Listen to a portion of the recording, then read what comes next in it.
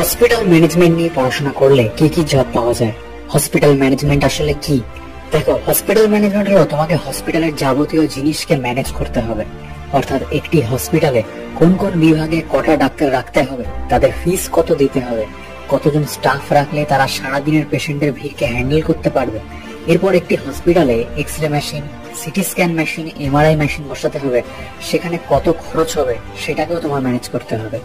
এবার প্রথমত hospital management নিয়ে পড়ার জন্য উচ্চ মাধ্যমিকে আর্টস, কমার্স, সায়েন্স যে কোনো স্ট্রিমে 50% মার্কস নিয়ে তোমাকে পাশ করতে হবে।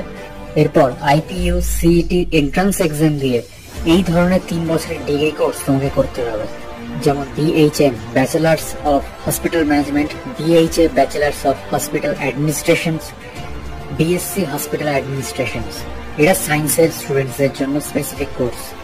এরপর তোমরা চাইলে 2 বছরের মাস্টার্স কোর্সও করতে পারো, যেমন